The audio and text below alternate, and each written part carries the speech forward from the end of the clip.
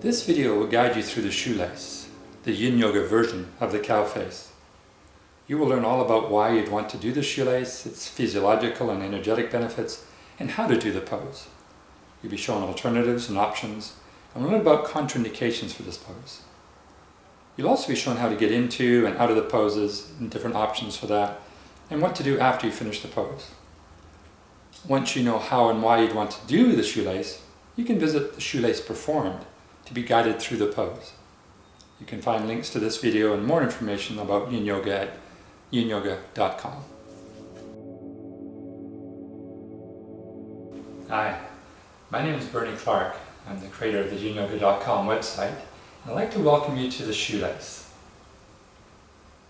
The shoelace is a lovely way to get deep inside the hip sockets. It's an external rotation for the hips. And as you fold forward in the flexion, it's also a nice way to decompress the sacrum and the lower back.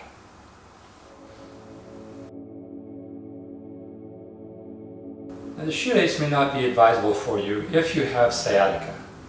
Anytime we're doing seated forward folds, this pose may not be a good one for you. So you have a couple of options. You can sit up on a cushion, blanket, something to raise your hips up.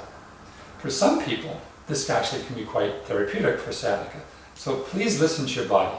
Make sure there's no pain in the pose, or when you come out of the pose as well. This pose may also not be available for you if you have knee issues. Because it is a strong external rotation, there can be a lot of pressure into the knees. So one option, if you have the pressure in the bottom knee, is to straighten the bottom leg. This is not a better or worse pose, it's a different pose. In this pose, as you fold forward, you have lovely stress to the hamstrings here. So this can be quite juicy as well. You'll still get the external rotation in the top hip. If it's the top knee that complains, you can take some pressure off that by increasing the support between the legs. You can put blankets, folded up towels here, or some other cushioning, a block or some support. As you lift this leg up, it may take some of the pressure out of the knee. The final contraindication, as always, for seated forward folds, for people who have lower back disorders, such as bulging disc, herniated disc, slip disc, it's not a good idea to round the spine. So you can still do the shoelace, but just don't do the folding forward version. You can always do the other ones, the twists and the side bends, if that's available to you.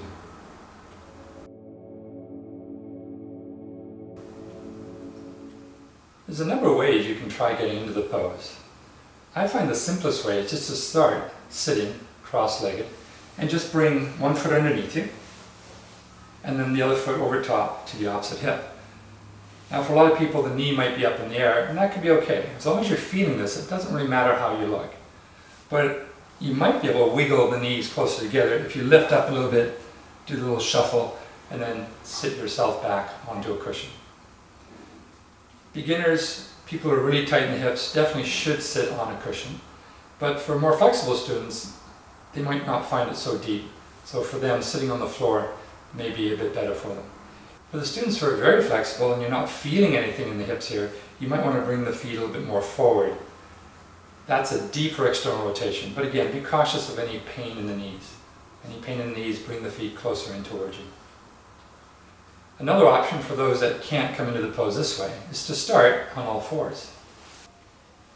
From here, just slide one knee forward, and then bring the back knee behind the front knee, and then sit down into the pose.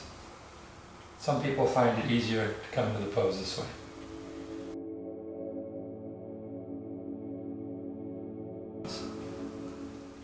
As we already mentioned, one option is the half shoelace, where you have one leg straight out in front of you.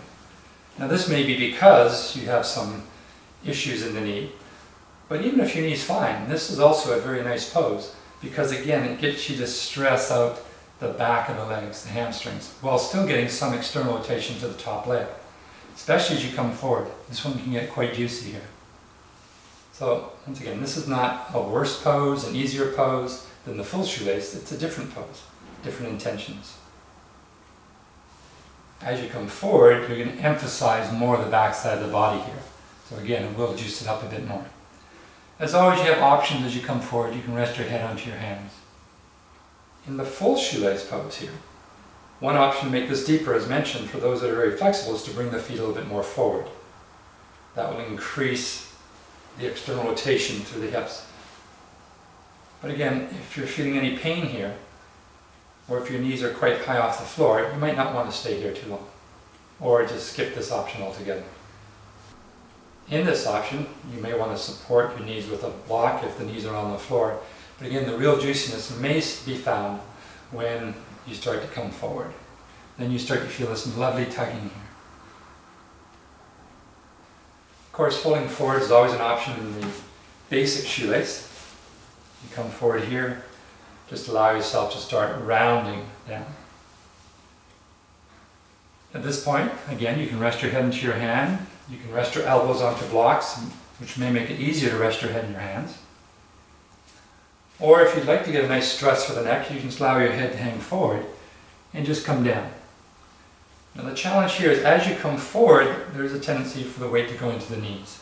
So as you come forward, snuggle back. There's no rush to get all the way to the floor. Just go to that place where you feel an edge, become still, wait for the body to open up, and then over time you can start to come lower and lower. As you fold forward, you may want to experiment with some different hand positions. Certainly you can do the classic cow face hands and just let the shoulder relax as you come forward. Another option is to come into the eagle arms, wrapping the arms around you, and then just hook your elbows in front of the knees and allow the arms to start straightening. Again, if you're more flexible, you can bring the elbows right to the floor.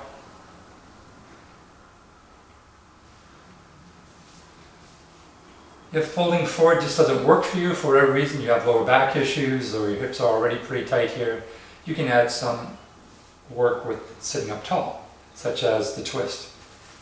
Now the twist is a little bit more yang-like. We will use the upper body muscles here, but the lower body still is relaxing. Just let this soak in here, and then you just start to twist. Which way you twist may depend on your abilities. An easier twist is to hold the top leg with the same hand. So in this case I have the right knee on top, right hand holds it, left hand behind me, and I twist towards the open side. More challenging will be to switch that. So now my left hand is holding the opposite knee, right hand behind me, and I can pull. In this case my hips are more pinned, so it's more of an upper body rotation here. And I start to look towards the back. Another way to work the spine here while the hips are marinating is through side bending. You get to work the lateral flexion of the spine. Again, an easier way may be to pin the top leg with the right hand, walk your hand to the left and start leaning to the left.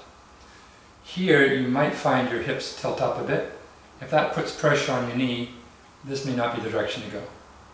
But you just come to where you can feel a stretch. You might find it more challenging to go the other direction. So your left hand pins the knee, you walk your right hand to the right, so now you're side bending towards that top leg. This has the effect of pinning the hips more so you don't easily roll up, which makes it more into the rib cage. Again, one's not better than the other, it's just different. So experiment with them, find out which one works for you. Once you've come into the side bend, you can make it maybe a little bit juicier by bringing that free arm up in the air, hand resting behind your head. And now you're emphasizing all through the side body here. You can even let your ear drop down to the shoulder so you can work a little bit into the neck. You might find it easier to get into the neck if that top hand is behind your back, more into a cow face type position. And that allows the head to hang down a bit more. Another option is to work the wrists. You can do it one of two ways. First option, the palms are up, and just lower your fingertips to the floor, and then you start coming over the hands. Again, as you come forward, keep snuggling the weight back, but you just want to get to the place where you can feel a lovely stress through the wrists here. This is great for people who work with their hands a lot. So body workers, musicians, typists, we tend to overuse the wrists here. And you may start over time creating repetitive stress syndrome, which is like taking a credit card and moving it back and forth over and over and over again until eventually the card just breaks. Same thing can happen to our wrist. When we're using our hands over and over again, we can inflame the ligaments here, we can start to weaken them, it can start to impinge on the various nerves that feed the hands. So just this passive stressing here can be quite therapeutic. As always, you don't want to be where it's too much. You don't want a burning sensation here. If it's too much like this, move the hands closer in. On the other hand, if you're not feeling anything, you can bring the hands further out. Now this is pretty juicy, so I wouldn't stay here more than a minute or so. But you can always do the other side. So this time have the hands face down, or palms down. Lower your fingertips, and then roll over the back of the hands. So you feel like a prehistoric gorilla yogi. You're dragging your knuckles on the ground. Now you're getting a lovely stress to the back of the wrist. And this is great as a counter pose for down dogs. If you do a lot of vinyasa yoga, where you flow from up dog to down dog, again, you can really stress these ligaments.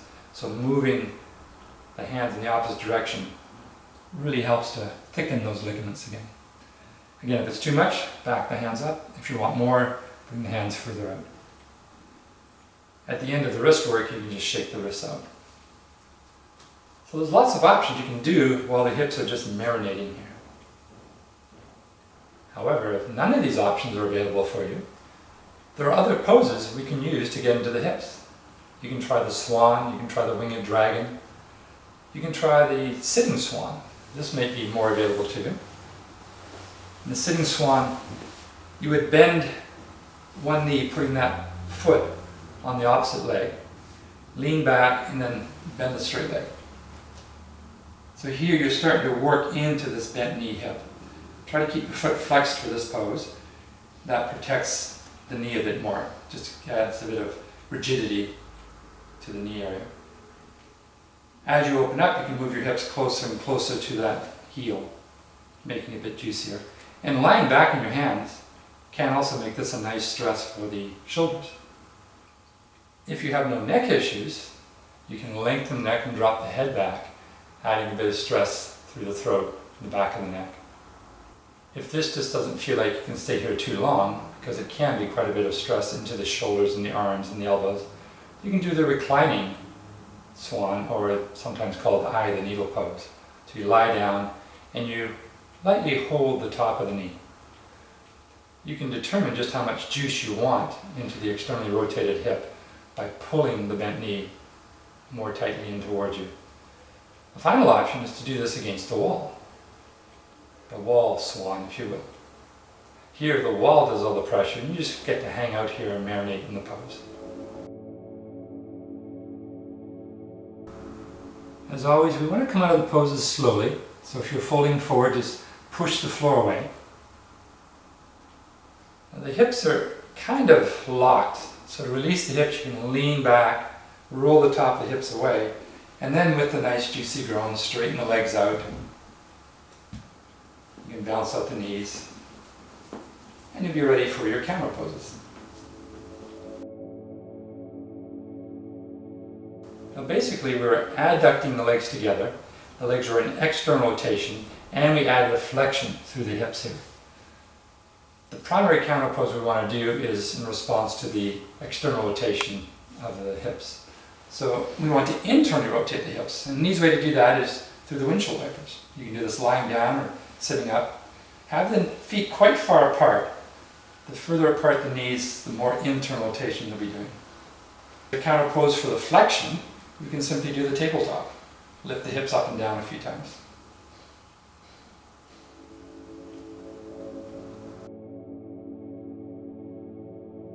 The joints we primarily work in the shoelace are the hips. But if you add coming forward, you're also having a bit of flexion for the lumbar spine. From a meridian perspective, if you feel this through the inner groins, through compression here, you're stimulating the liver and kidney meridians. If you're feeling a strong tugging on the outside of the hips, you're working the gallbladder meridian. If you have one leg straight, or if you're folding forward, and you feel this along the back side of the body, either the back of the spine or the back of the leg, you're also strongly stimulating the urinary bladder meridian.